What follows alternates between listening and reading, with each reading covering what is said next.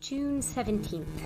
Another drone went down today. We had to stop to rework our drone pattern, and fortunately it was only a 30-minute interruption as we had already done most of this work. And I still do believe that these downed drones to be a coincidence and nothing more. I do have a growing concern that if 3 more drones go down, we will not be able to safely detect the possible gas. However, I am fairly certain that we will reach the deposit before then. End of audio log 16.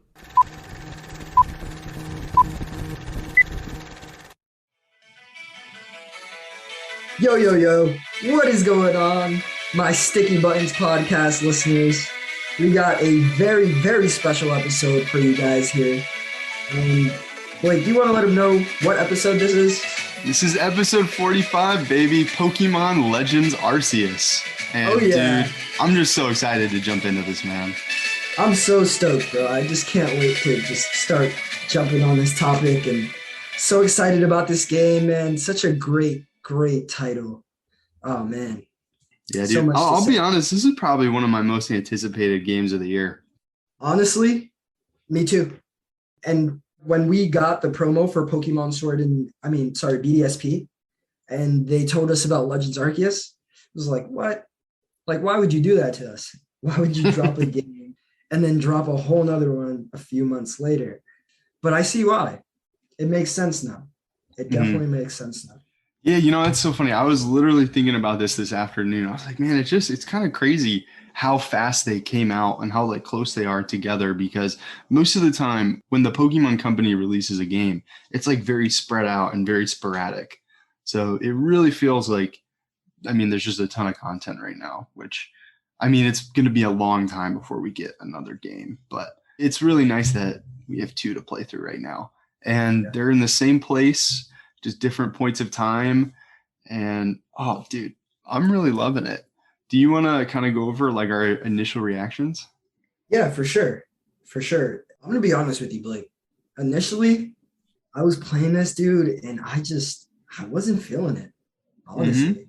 I was in the world. I was like, man, this feels kind of I don't know. It gave me kind of just lackluster kind of vibes at first. I wasn't feeling it, but I just really had to get past the tutorial. Yeah, I actually, man, it's funny that you bring that up. I have some things that I wrote down that I don't love about the game, and the tutorial was very much one of them. And it kind of just takes a long time for them to let you have the reins.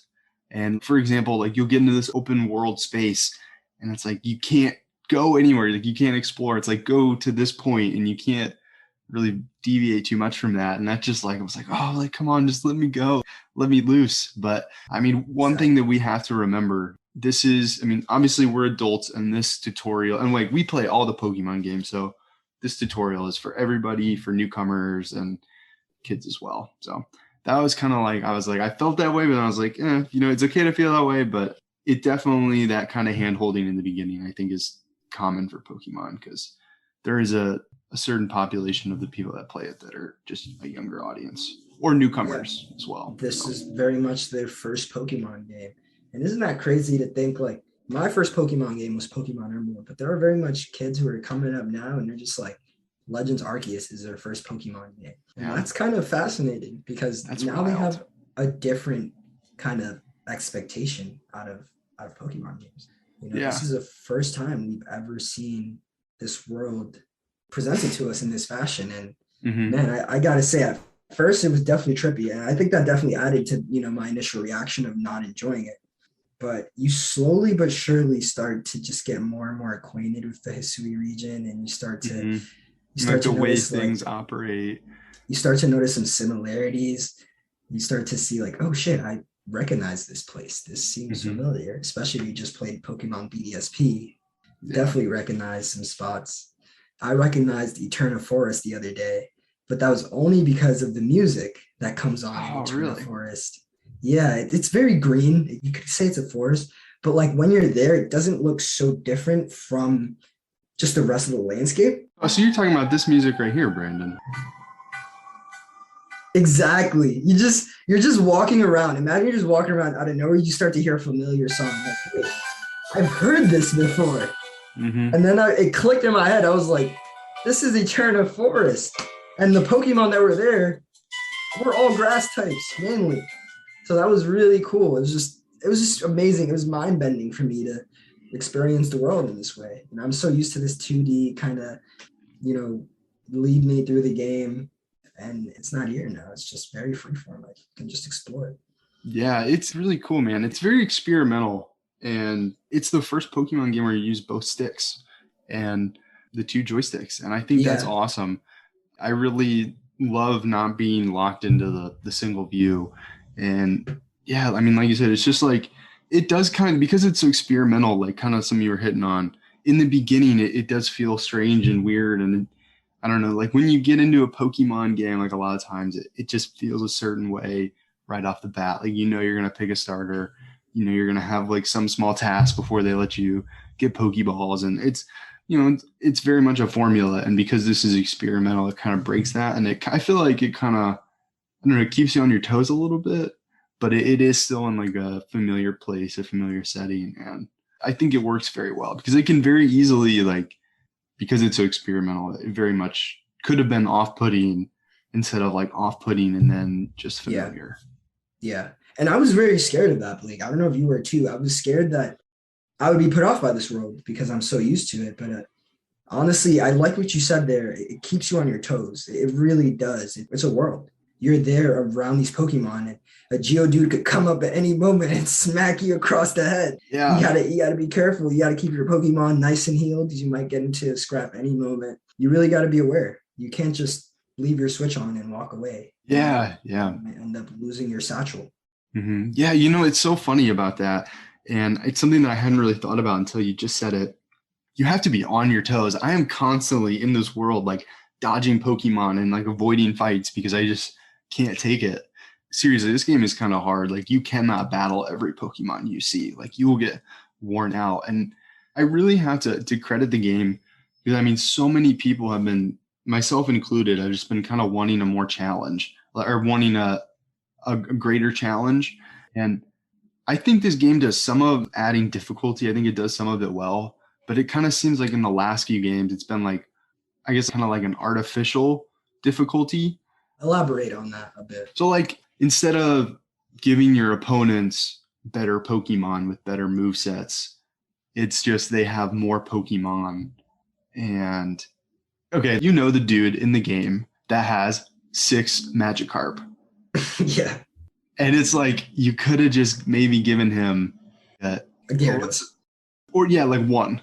Yeah. Or instead of like artificially making the battles longer with more Pokemon, I mean, there's such a roster that it would be cool for each Pokemon to, I guess, be better on your opponents. And also, like, something that I've always felt is that I'll get into a battle and like they'll just use Tail Whip for 3 turns in a row, and then by that time they'll be done. Yeah, that I definitely see what you mean there. Like, the trainers are not realistic. Where like if you were to fight an actual trainer, like if I were to run into you in the wild and you had your Pokemon, I had my Pokemon, and we just decided to have a battle, it would be a much more sophisticated and much more exciting battle because we both have Pokemon that are, of a similar forte. Right. And, I mean, to a certain degree, they do not need to be like real people. They don't need to be super competitive, but it would be nice after you had a couple gym badges that the trainers would actually attack you. The trainers in the wild would actually get like, they are actually a threat. Yeah. And it kind of feels like in the last couple of games that the trainers aren't necessarily that threat. And I mean, the gym leaders, they kind of are, but I mean, there's also a way that you can just level your Pokemon up so much that you can just breeze right past them. So, but in this game, absolutely not. I cannot tell you how many times I have just like strategized and I'm like, I know this Pokemon is going to last 2 turns. And if I'm lucky, I'll be able to get 1 or 2 moves on. And it really is. It's like 1 or 2 because they added that new mechanic of strong style versus agile style. And you can either like, you can opt to maybe do a quicker attack that doesn't do as much damage, but you might be able to get to go twice in a row, or you can hit the strong and do a really powerful move, but you leave yourself open to maybe having 2 regular attacks in a row. So, do you like that? Thank you for bringing that up. Yeah, I actually do like it. I think it's just a different mechanic. It definitely helps with catching Pokemon, I Uh-huh. find. Yeah. Like I'm catching a lot more Pokemon with the agile style because I have really high level Pokemon, but I don't want to hit too hard. Yeah, So yeah. No, I hit them with the mhm. agile. Yeah, that's really Yeah. useful for like that scenario in particular. Like I found myself doing the exact same thing where it's like I know that if I hit it again, it's just gonna take it all the way down. But if I do an agile style, it can leave it at a like a better health percentage for Yeah. yeah. And I feel like that adds another layer to the Pokemon fight because it's like if you are actually commanding this Pokemon to fight, you can tell it to hit hard or you can tell it to hit soft, like or tell it to hit quickly, right? Yeah. It just offers like more strategy. And also, like really quick on something about the battles. This is the first time that the Pokemon Company has done this kind of combat style. And this kind of combat style, I've been doing a little bit of research. It has a name, and it's called real time. So it's still turn based, but it's real time turn based instead of just turn based. It's like in a Hmm. like a any other Pokemon game previously, like Sword and Shield or Diamond and Pearl or Emerald or Sapphire. Like you get into a battle and then you pick fight, run, item, Pokemon, and you have the four options. And the other person they pick something as well. And then it runs in numbers on who goes first, and then it is one after the other. And that's kind of how turn-based works. But with the real time, like I don't know if you've noticed this, but the Pokemon, when you're locked into this battle, that Pokemon can like get closer and closer to your Pokemon, and your Pokemon can't move, but you as a trainer can move. And so it's kind of like you can kind of walk around the battle. And I just kind of wanted to ask you because you've actually played a game that has this real time strategy before. You played well, we both played it, but you played more of it than me, and that would have been Dragon Quest. Do you think that? So I guess I don't know that kind of style, that like real time, yeah, real Turn-based time style. turn based style. I do you think that it's done better in Dragon Quest? Do you think that it fits this Pokemon better? I wouldn't say it's necessarily done better. It's like comparing apples to oranges in Right. a way. Yeah. Yeah. It's just the same method, Hmm. but like they feel very different. But that I could also be biased because I really love the Dragon Quest world and I also really love the Pokemon world. Hmm. And so, in that way I have a different appreciation for it. Looking at it from a different lens, they mechanically speaking, very, very similar.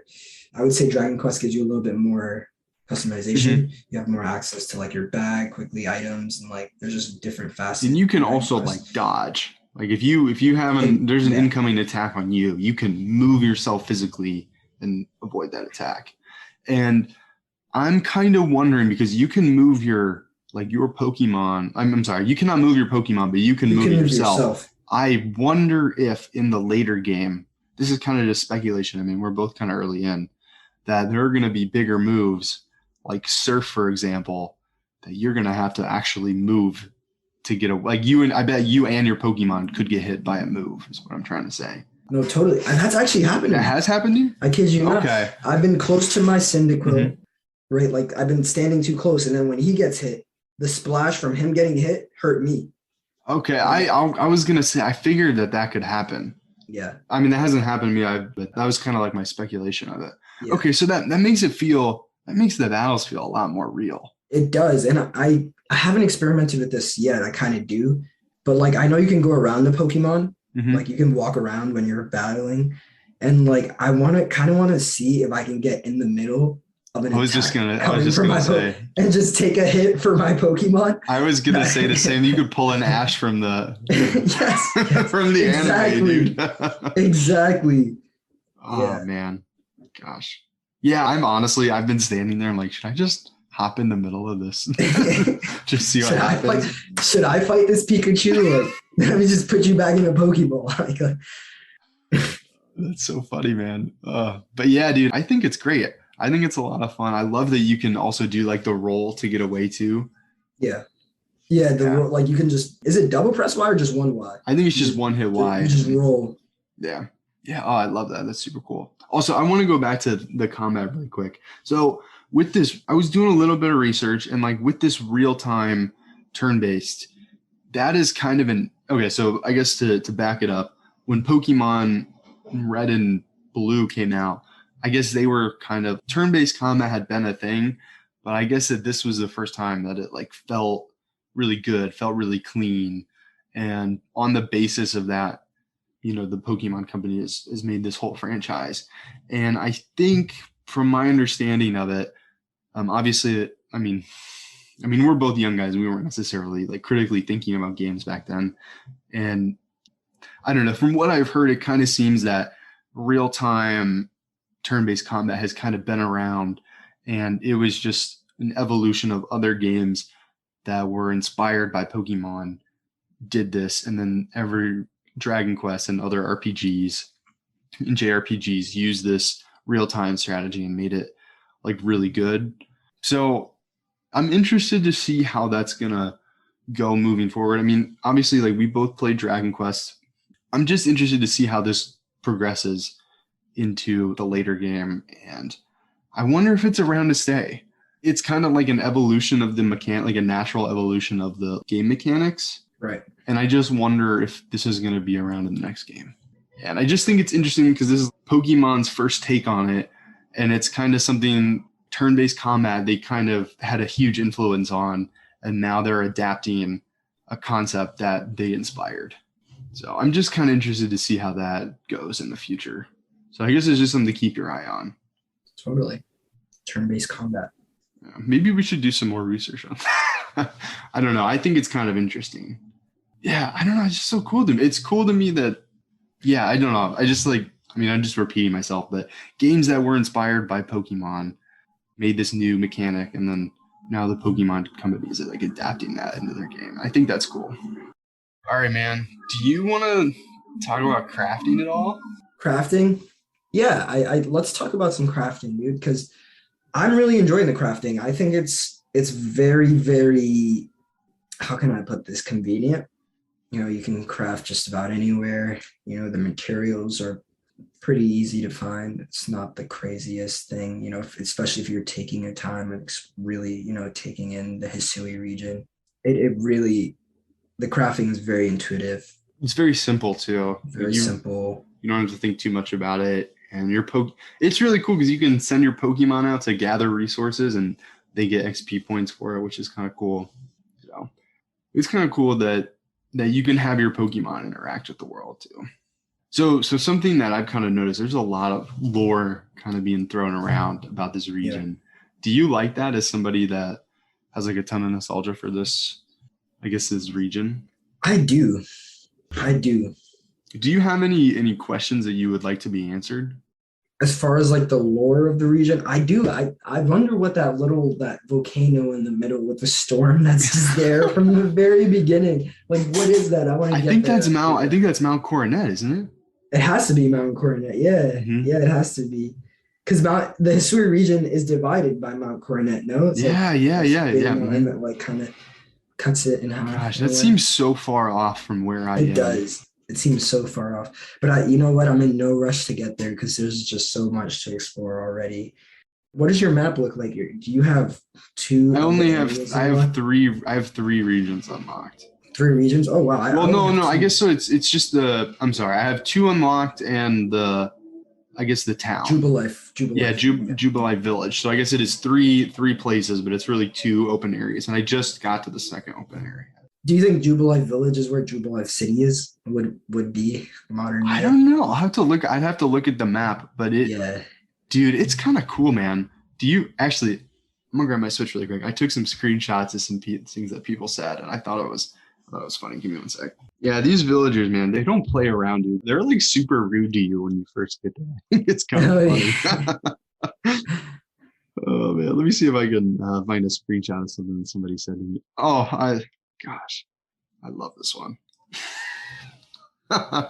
So this one person says, so this village of ours also attracts strange garbage folk like yourself here, hey? Oh, I remember that. I was like, what the fuck? And then another person was like, we've no food for freeloaders. Survival out here is a daily battle, you know? That's real. Yeah, it's really honestly it's a really cool take because like you talk to the kids and some of the kids will say some pretty cool things that kind of just tells you about the state of the world. Like this kid says, "I'm scared of Pokemon. I wish I had never been brought here." And there's another person that says, "I had a rather traumatic experience when a wild Pokemon attacked me. Now I'm scared to even set foot outside the village." So it's definitely a different vibe from the Pokemon games that we normally play where everybody loves Pokemon. People are terrified of them. And a lot of people just have like a single partner Pokemon. And or a lot of the people of the Diamond and Pearl clan. So I guess to clarify, the Team Galactic, which is the people that set up Jubilite Village, I guess I don't know. It kind of seems like they're outsiders that are setting up a presence to like do research and kind of claim land, kind of like in a prospect kind of way. Yeah. And there's two clans of people that already live there, the Diamond Clan and the Pearl Clan, and that's really cool. I mean, I don't really want to get too much into it because it's kind of a little bit spoilery, but it's pretty cool. Like the world building aspect of it, I do like that. I honestly haven't paid much attention to the lore. I think I should watch a video after this and just kind of get more in tune with the lore. It's easy to miss these little things. And Yeah. this is kind of one thing I wanted to bring up. So it's an open world game. I mean, I don't know. I would say it's open areas because you can't walk from one area to the next area. You have to like travel on your map, so I'm going to say like open area. And one of the things that's cool about open areas is that you can, because they feel kind of more alive, you can explore and find meaningful things in it. Yeah. I don't know. I'm kind of up in the air on how I feel about open worlds because there's a lot of open world games that are coming out right now. And I kind of have some thoughts that I guess I'll just kind of say I don't necessarily know if every game needs to be an open world. I don't necessarily know if it aids everything. When an open world is good, obviously it makes you feel more lived in. And it can like aid the story and aid the sense of setting. So like it is cool that you can explore and find these kind of like hidden dialogues and stuff. But I don't necessarily know if like you could do that in the isometric view. You could do that in the other Pokemon games where you kind of find somebody that's hidden in a nook. And I don't necessarily know if this being open world aids to that. I mean, it's very cool. It's very novel. And I do like it. I just am kind of having these thoughts as I'm going through it. Yeah, I can see why. And I guess that might be a good segue into maybe talking about some of the things that we don't really like and some of the things that. Yeah, I do have a couple of things that I'm critical of. And do you have some of those as well?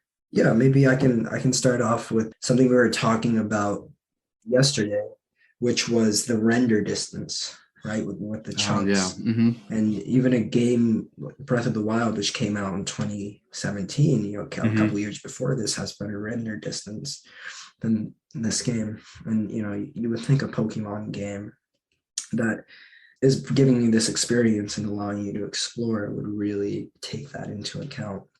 But you also did make the really good point that perhaps the Switch isn't equipped to handle this title. Yeah, that was kind of, I mean, we were talking a little bit off air about this, and that was kind of my initial thought was like, I just don't know if the Switch can handle this anymore. Yeah. And I mean, it's getting very old, and like, truthfully, dude, they're releasing new ports for games that came out on the Xbox 360. This past year, they released a Star Wars game, Star Wars Commandos or Commanders or like Clone Commandos. I think, like Clone Commanders or something like that. And that was like a Xbox. Actually, I don't even think that was a 360 game. I think that was an original Xbox game. Let me look that up really quick. Star Wars Commandos. The Commando makes me think about the Black Ops 1 gun. Do you remember that? That was my favorite. That was my favorite COD gun. It was one of my favorite guns. It was just so like. I love the way it sounded and way it felt. It felt really good. Yeah, that was with the suppressor. Oh man. That was my favorite one to play zombies with. So this came out in 2005. Let me see about the console. Yeah, this was okay. So this game that I'm talking about, Star Wars Republic Commandos, was released in 2005. It was released to the original Xbox. And I'm going to be honest, it runs just okay on the Switch. And the Switch does not have 4K. I mean, it is something that you can hold in your hands and then you can put it into the Switch and have it go to the TV. Like, it does not have crazy computing power. And it is cool that you can play an original Xbox game in your hands. On the Switch. On the Switch, yeah. But truthfully, it just doesn't have a ton of computing power. It definitely cannot stand up to the huge boxes that we have now, which like the PS5 and the Xbox Series X. Like it just can't hold up to that. It's a small device, yeah. And I mean, it has like 32 gigs of internal storage, and then you have to put a micro SD. Like you probably can't even really fit like a good hard drive or like processing drive in there to process the graphics card you would need, a really good graphics card, especially for like the render distance type of stuff. Yeah, so here's what I'm going to say in its defense. So I was kind of thinking about that, but I've kind of changed my answer since then. And I think it's great that you brought up Breath of the Wild. I was going to bring it up anyways. I don't think that this game can exist without being compared to Breath of the Wild. And I guess I don't necessarily think that's fair because Breath of the Wild came out in 2017. It was designed for the Switch, and it came out previously on the Wii U, which was a bigger console. And it kind of, they changed it up when they released it on the Switch and made it a little bit better. And one of the things that Breath of the Wild does so good is you kind of feel, obviously, the physics engine, and then it's just like the place and the setting. In Pokemon, there's a whole Pokédex of Pokemon that can just kind of jump in at random. And I think that there's more that's being loaded in to the world because the world is full of Pokemon. And not to say that Breath of the Wild does not have a lot of enemies. It's a humongous map, but this world is great. This world is magical in Breath of the Wild, but there's a lot of space between like goblin outposts. Do you know what I mean? Do you know what I'm trying to say? That like the space between you and an enemy cluster is greater. So therefore I think it has more time to load.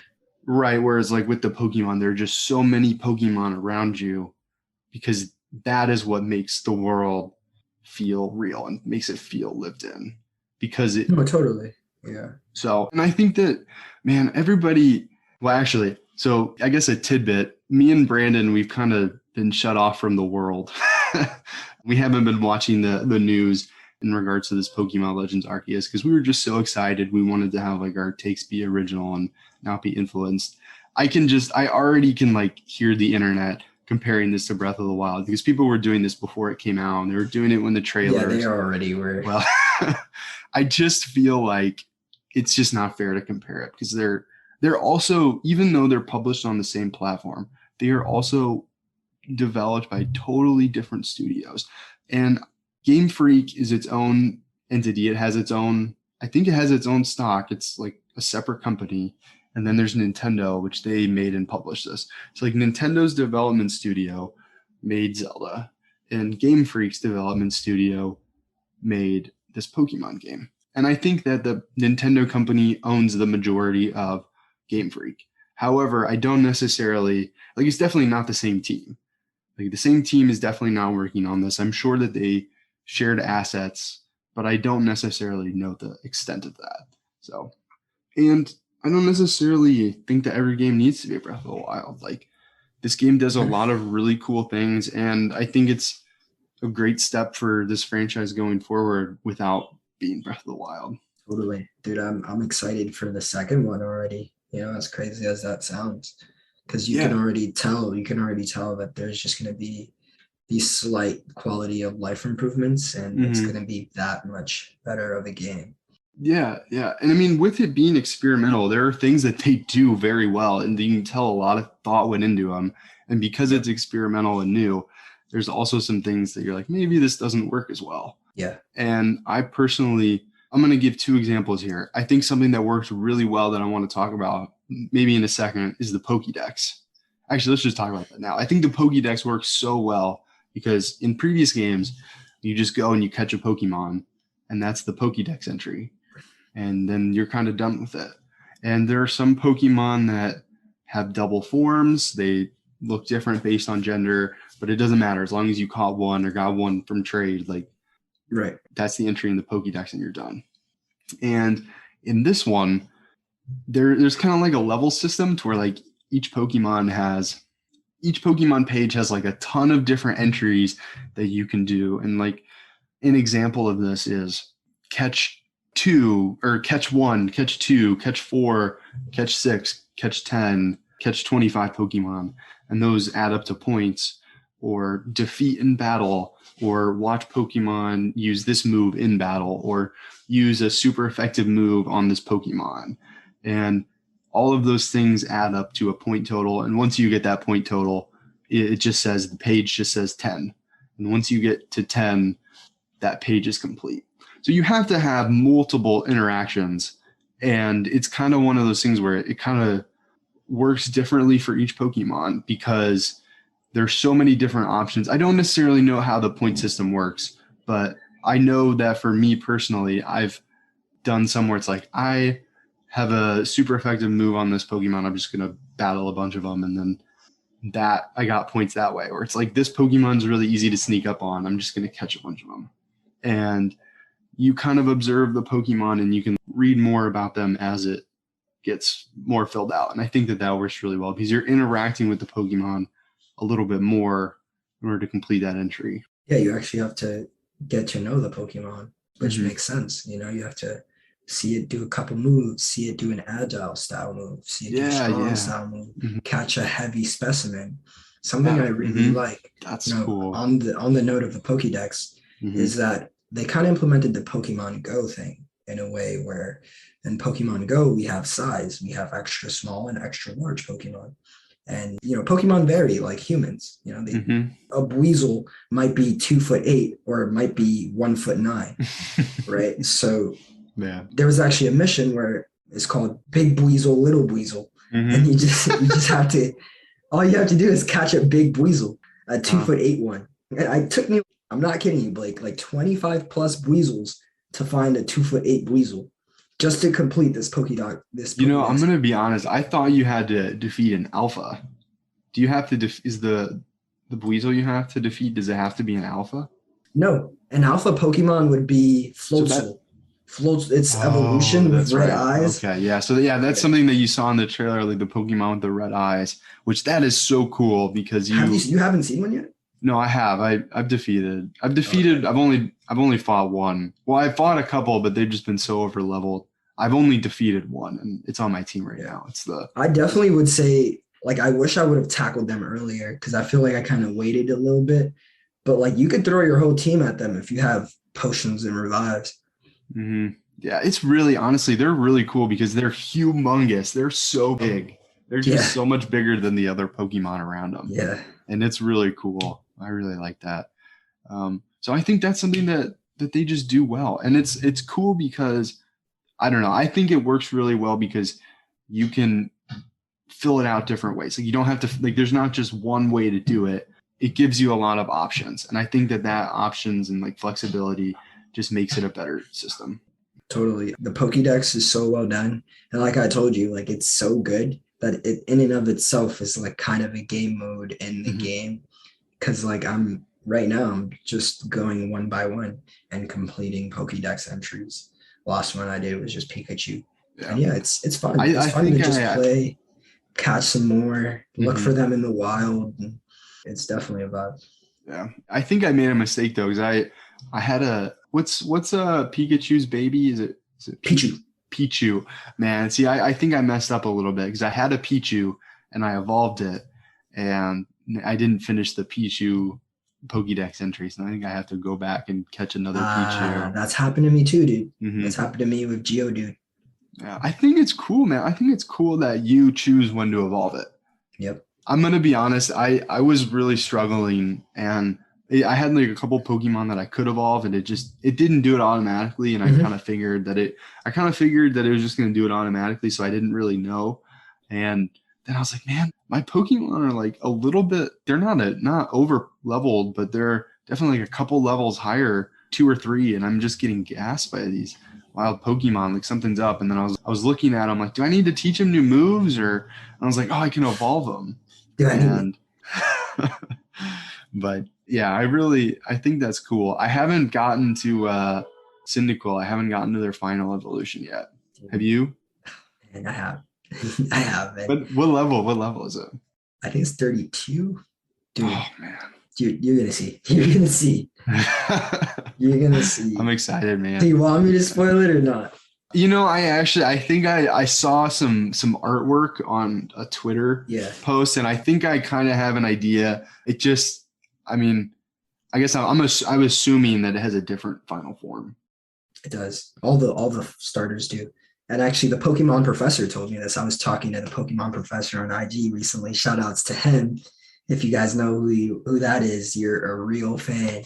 The Pokemon professor and I were chopping it up. We were just comparing like kind of our gameplays and stuff. And he was telling me about that. He was telling me about, damn, I lost my train of thought, Blake. What was I trying to say? Was it Rowlet and the final forms, and he named the Cyndaquil final form. I was telling him that I didn't really like it at first. I thought it looked kind of weird, but he told me something that kind of changed my perspective on it.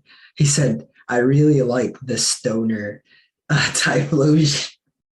And I was like, dude, that's so true. It's so accurate because his face, like his head, it just looks like he's greened looks like he's out. stoned. Yeah, it looks like he's greened out. But like he has like this crazy, he's a fire ghost type. So he has like he's a fire ghost type? Yeah, he has this crazy that is so sick. Ghost flames coming out of it. He has like a cape. It looks like he has a cape. Because Typhlosion is already a big Pokemon, but his back kind of has like a little cape. His has like fire on it? Yeah. Yeah, he has fire on his neck. Oh, that's cool, man. Like a rogue, kind of like a vampire has like the thing. He has like the fire thing, and then he has like little fire spikes. It's so cool, like the attention. So cool. I'm really excited. I want to collect the other ones, and actually, it's pretty easy to find them. Have you experienced a space rift, a space-time rift? So here's the thing. I saw it, and I tried to get to it, but I got lost, and I didn't get there in time, and it went away. Dude, I went in there, and I kid you not, Alpha Pokemon all the way. It's just like Alpha Pokemon after Alpha Pokemon after Alpha Pokemon, and like just other rare Pokemon. And I saw starters. I saw Rowlet, but like the second evolution. Yeah, they're like high level, really strong. It's a great way to just go and fight strong Pokemon, level up your team. Yeah, I think my team's really under level. Dude, the Pokemon professor's already almost at 100, dude. Is that crazy? That dude is something else. Yeah, I don't know, man. I'm just kind of doing the mainline stuff. And something that I wanted to talk about is I don't really like all the side quests. Okay, I can see that. I don't know. It just feels like a lot right now. I was going to say I was going to boot up my game and let you know, but I think I have like 14 side quests right now. And I'm on like 6 or 7 on the main quest. I'm just like, come on, like let me breathe a little bit. No, I definitely know what you mean. I was just playing earlier and I was feeling like that. And also, if you go to the main hall where Captain Silene is at, the next room over, there's a board where you can find. And it gives you more requests. So that's why I'm like, you know what? The game obviously wants me to maybe not do so many missions and probably do a little more side quests. And that makes sense in this world where you're trying to explore every nook and cranny. You know, the side missions they really honed in on those, I would say. And that's a good idea. Yeah, and I think it's really cool. At the moment, I think I'm just a little bit salty because I have a mission that's like fight 3 Bidoofs that are in the village. I'm kind of like, I don't really know if this adds value to my playthrough, because I'm kind of getting to the point where I have more money than time, to where I can afford to get the games that I want to get. And I don't necessarily have unlimited time in my life, unlimited time to play video games. So totally. But one thing that I was thinking about, I was trying to tell myself, I was like, Blake, like it's okay that you feel this way. They're not going to release another Pokemon game for like a whole year. So at least, like we're not going to get another Pokemon game for a long time. I don't think, at least. I mean, we know of nothing on the horizon. I hope not, honestly. I hope not. I hope Pokemon is just realizing, just observing, honestly, listening to the community, observing. Yeah, listening and observing. Seeing how people feel about BDSP still, seeing how people feel about Legends Arceus. I just gotta say, man, that red hat. Dude, I was waiting You for made you a to comeback, complain dude. about that, dude. I thought that was gonna be the first thing you said. I thought you were just Oh gonna be like, man, that red hat. that red hat. I love that they make like a big deal about it in both BDSP and in this game. They Like that nice hat. It's a nice hat. I know they like it's like a whole dedicated cutscene to it. Like in BDSP, like you're leaving, and I was like, thank God I don't have that hat. And I literally thought that, and then my mom came out of the house and it was like, Blakester, you forgot your hat. Which my name in BDSP is Blakester. I actually thought of you when that happened. I was like, Blake is gonna love this. And then in this one, oh my gosh, you start off in like modern day clothes, and you get an outfit, and Yeah. they comment, they're like, oh, we got to give you the Team Galaxy hat. Yeah. And they make like a whole deal about it. And I just think it's funny. It's kind of like I don't know, I have like a vendetta against it, and it just keeps it keeps coming back. They're trying to. There's someone at Pokemon who probably just loves that hat, and it's like. And hey, you can get it in every color of the rainbow now. Yeah. So this is a perfect segue into another one of my complaints or criticisms, or rather, is the clothing system. It's something that's been in Pokemon for a while now. You know, even in Sun and Moon and some of the newer titles, there's been a clothing system, and some really cool. Like I think they've done some pretty cool stuff. So I really like the default Team Galaxy outfit. I think it's really cool. The Team Galaxy outfit is cool. So far, though, I noticed when I was trying to customize my outfit, I can't mix and match. Yeah, that really. Mm-hmm. And I mean, you know, it is a Pokemon game. At the end of the day, I'm not really here to be dripped out in the Pokemon world. Like, it'd be cool, you know. It is a game at the end of the day, and exploring the world. It'd be nice if I could, you know, put on my old T-shirt and also wear the Galaxy pants. Yeah. I actually was trying to put on that white tee that you start out in, and like some other pants, exactly. And I mean, you just can't do it. Maybe later on, maybe it's a functionality that you kind of like earn. But yeah, I also, you know, I think they're gonna do a patch. Hopefully, because that's easily. That's updated. something that they could easily patch in. Also, I think that I don't know. I want to ask you if this is just on my game or if this is on your game. So when I got into the game, I picked the default vanilla white dude with the blonde hair, and later on I changed my hair and hair color.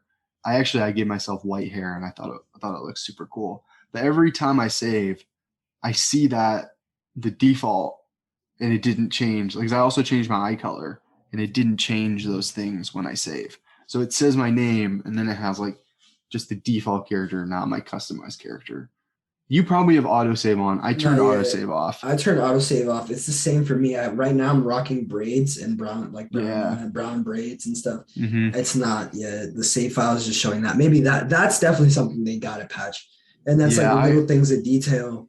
Yeah, little things like that I think that, I don't know. I feel like it's kind of nitpicky, but like you notice when it's not there. Of course. And I mean, you noticed it for a reason. If you noticed it, you better believe the people who are designing this notice it.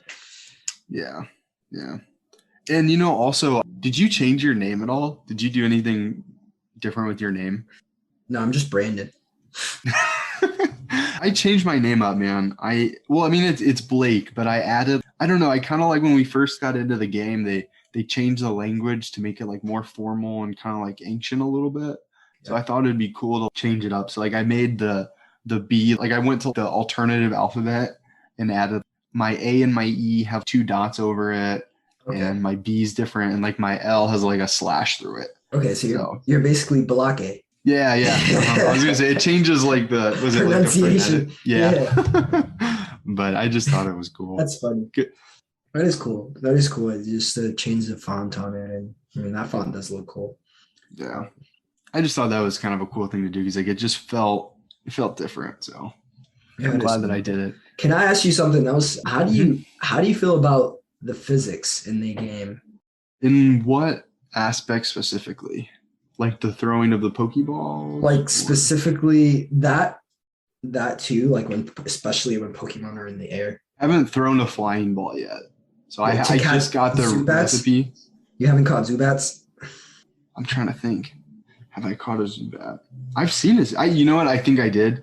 I think I missed, and I just started a battle and then threw it when I was in the battle. I didn't. I noticed Zubats, I also like did that for flying Ghastly. Pokemon, are a bit like just tricky. Ghastly too, just flying Pokemon. Oh yeah, because they kind of zip around. Yeah. It's tricky, but maybe that's like the point. They probably want you to waste Pokeballs and stuff. Mm-hmm. But one thing about the physics that really irked me is jumping off of a cliff or climbing.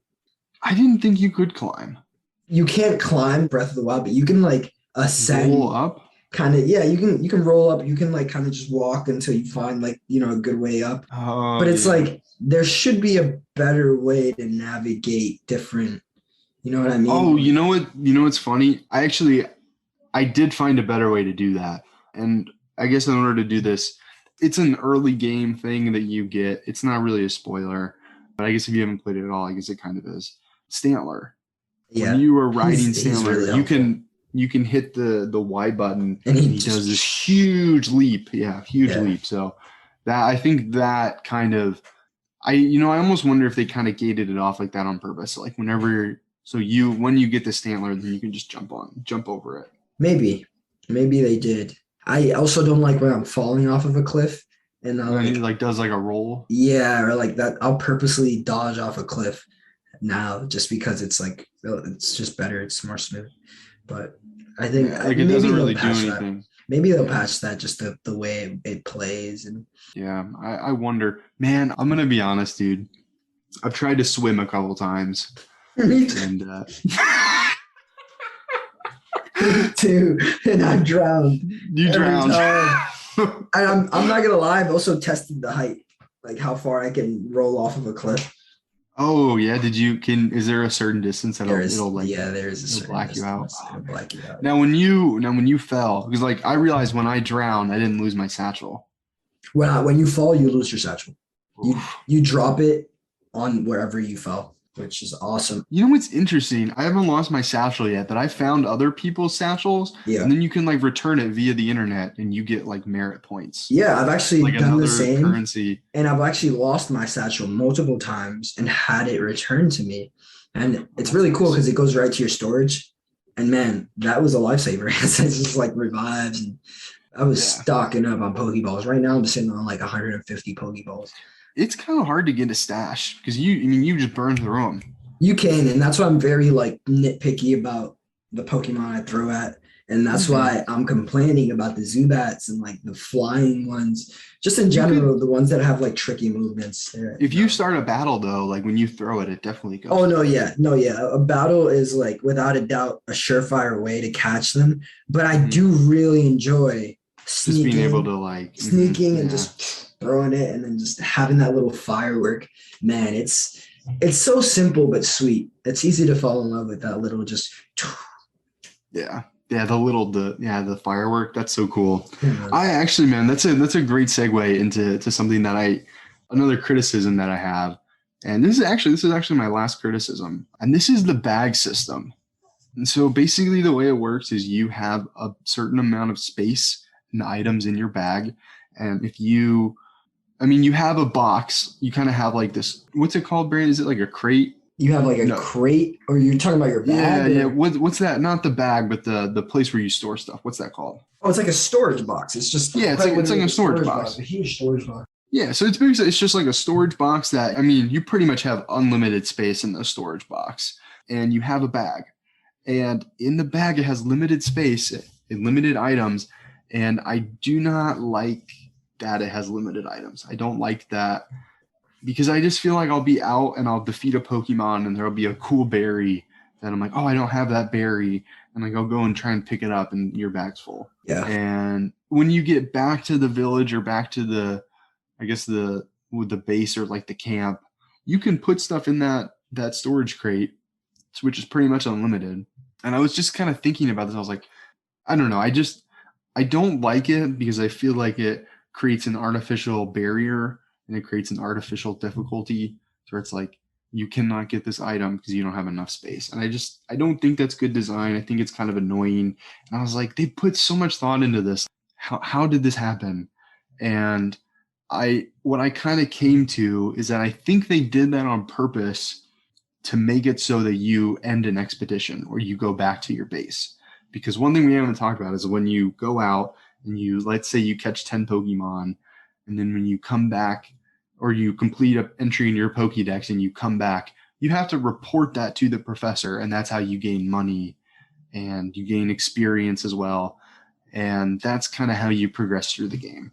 So I think that they did that so that you have an incentive to go back, but you get rewarded for being out there longer.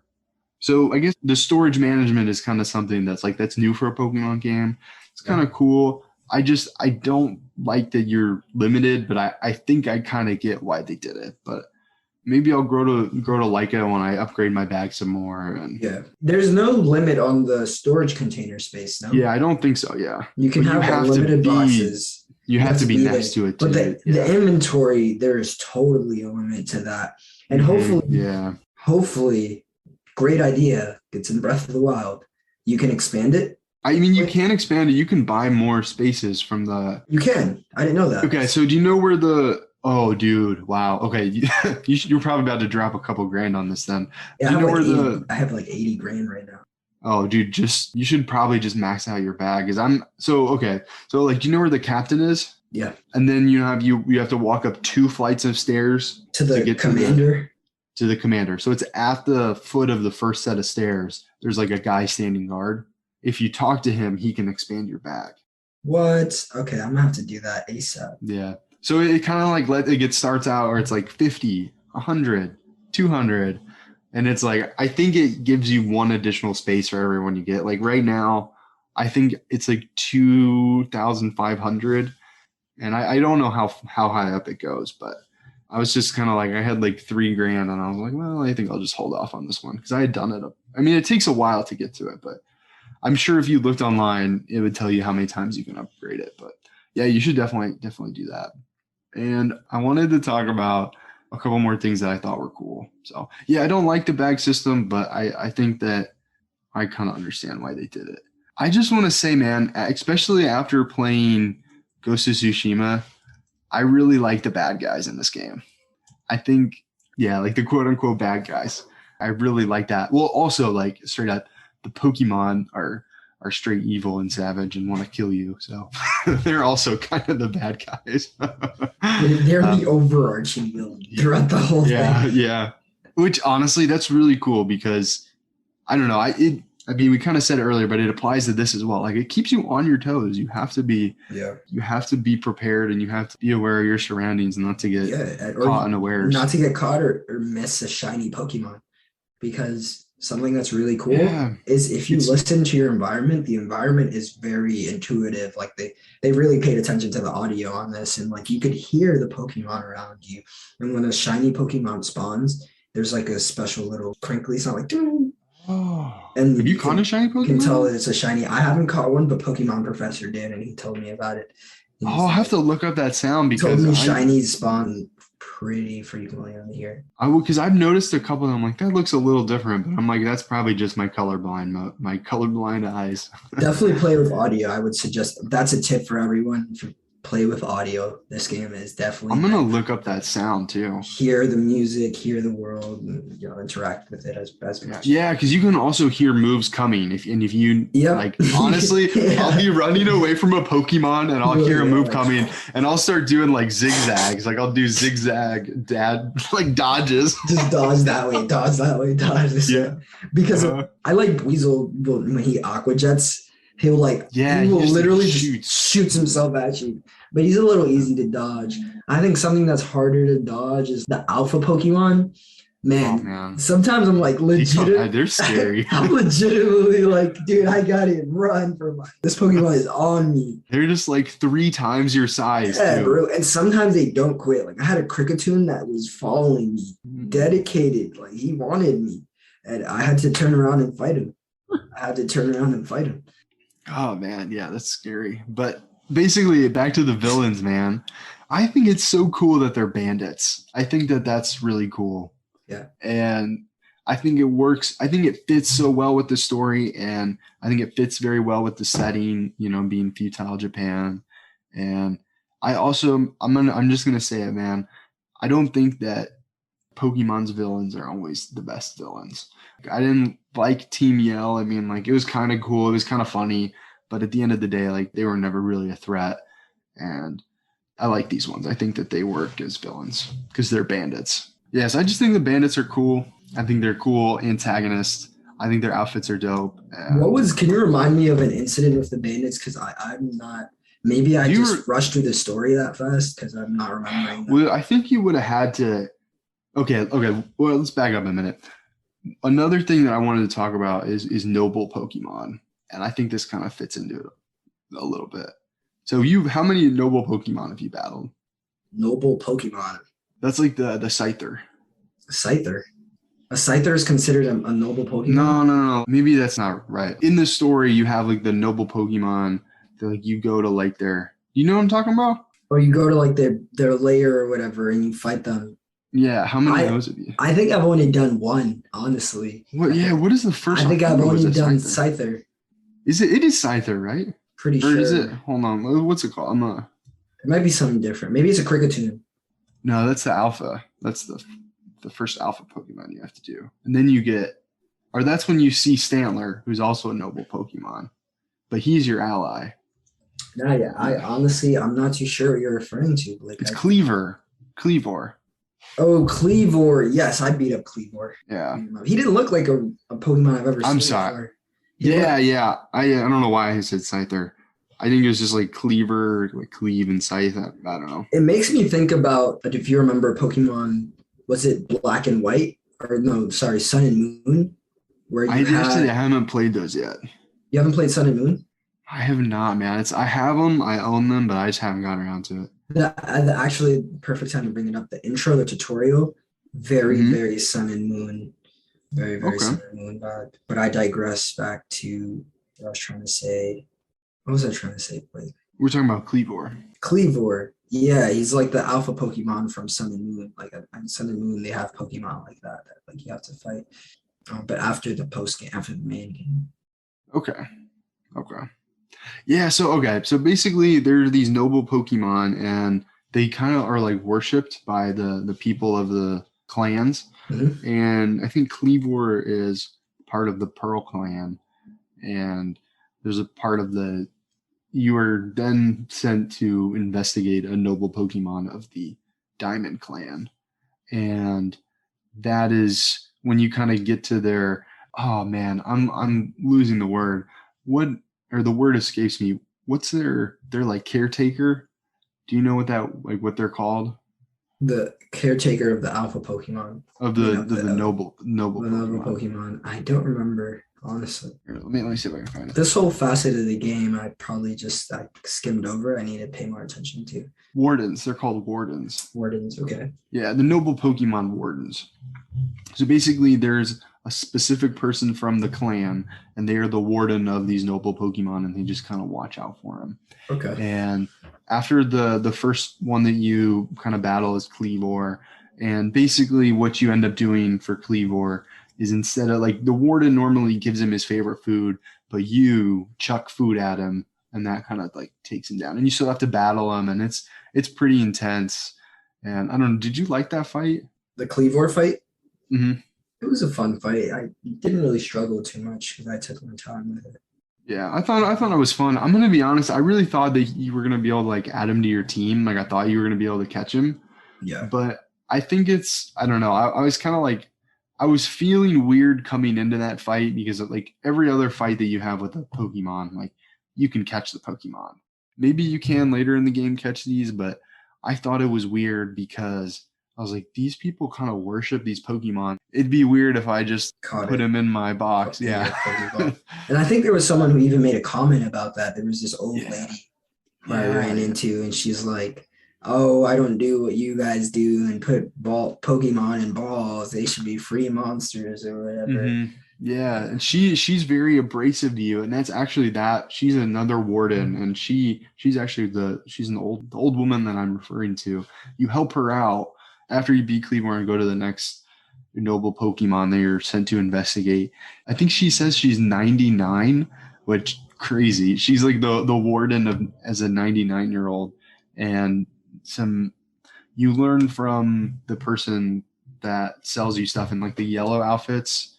He's kind of like a wandering merchant, and he kind of tells you that there's these bandits that stole it, and you basically have to go fight the bandits. And well, you actually there's 3 sisters, and they actually have really cool names and stories. Maybe we'll get into that in a later episode once we learn more about them. But yeah, it's really cool. So you kind of fight them, you get this thing that they stole, and you take it back to this 99-year-old, and she kind of is more, after you help her out, she's like, wow, you went out of your way to help me, for find this tablet that was stolen from me. Like, she's like, I really don't dislike you. I have a lot of loyalty to my clan. And it's kind of a touching moment. So then she kind of says that she'll let you help her. And I haven't beat that noble Pokemon yet. Dude, the noble Pokemon, I gotta explore that a little more because, man, there's no fair. It's not fair that I didn't do that. I didn't pay attention to that. It's like the main thing of the story. But hey, man, it's cool that you're really resonating with the Pokédex. And I think it's cool that like we're both kind of resonating with different things because I'm gonna be honest, I think you like the Pokédex more than me. Yeah. I mean, I still think it's cool, but I was really more into this like noble Pokemon. And I think it's so cool that they call their like quote unquote god the almighty Sinnoh. And I think that is so cool because like we know it as the Sinnoh region. So, yeah. Little bits like that. I'm really enjoying the lore.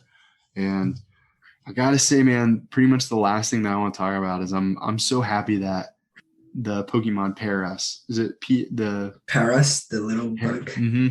The little bug. I'm so happy that he kind of has they have like a main kind of stage, because there's actually, you'll have to look this up on your own, but there's a guy out there on YouTube that did an analysis of the Pokemon's companies. It was like Pokemon Company's least favorite Pokemon. And they did a whole like breakdown, a whole analysis. And basically it's like every time a Pokemon appears in an anime, they get 1 point. If there's an NPC that uses it in a Pokemon game, they get a certain amount of points. If like a gym leader uses the Pokemon, they get a certain amount of points. And if they're a starter or a legendary, they get a certain amount of points. Yeah. And so they kind of had like this whole rubric that they went through, and Paras is like at the very bottom. He's the least favorite. The least favorite Pokemon. Wow. And like they got points for every bit of merch. Mm-hmm. And they were like, it's just so fitting. And they pulled up like the Pokemon Company website. The only thing that's not sold out is the Paras. And I see why. He looks like he's a parasite Pokemon. Yeah, it's kind of cool though. I mean, it's a kind of cool Pokemon. I ran into the alpha of the Evolved, and I want to put that Pokemon on my team. I want that one. I like how they included Pokemon like Paras, and they didn't just put like Sinnoh region Pokemon on it. Yeah, I think it's really cool that they added that, and it's funny because like I think they really I think only one NPC in the whole game, the whole game franchise, I think only like one NPC has that Pokemon. So I'm so happy that it kind of is getting like a. Do you think that was because the Pokemon Company is like, guys, they're talking, the community saying we don't like our Paras Pokemon. We got to put him maybe. in. I mean, he is one of the original 151, and based on like those metrics that this guy did, I mean, they had one thing of merch. I mean, they really has like 2 appearances in the anime, and yeah, I mean, they really just don't do a ton with it. It's kind of become like a little bit of like a meme Pokemon, like an underdog. Totally. So I'm kind of excited that. Kind of want to put one on my team now. Yeah, and I think they have like they have got like effect moves where you can like put a Pokemon to sleep, like poison them and stun them, and poison powder and stuff like that. Yeah, it's a bug poison type. Right? I think so. Mm-hmm. Yeah, so that's pretty cool. I think that's pretty awesome. That is dope. I'm about ready to wrap it up. I mean, I'm super positive on this game. I mean, I think there's only more to come. I'm about ready to wrap it up too. There's definitely more to come. Maybe we'll record another Legends Arceus episode for y'all. Definitely gonna record another Legends Arceus episode. Maybe a post game, maybe a mid game one. Yeah, we'll just have to. Loving this title so far, and so glad that we're able to play it, pick it up. I was able to pick it up release date, thankfully, and I've had some good amount of time with it, and definitely going to be spending a lot more. So yeah, I'm really excited. For the future of this game and what's to come. And yeah, I'm just excited, man. Enjoy your Pokemon, craft your balls, and throw them at some Pokemon. Get those Pokédex entries. Peace in the Arceus streets.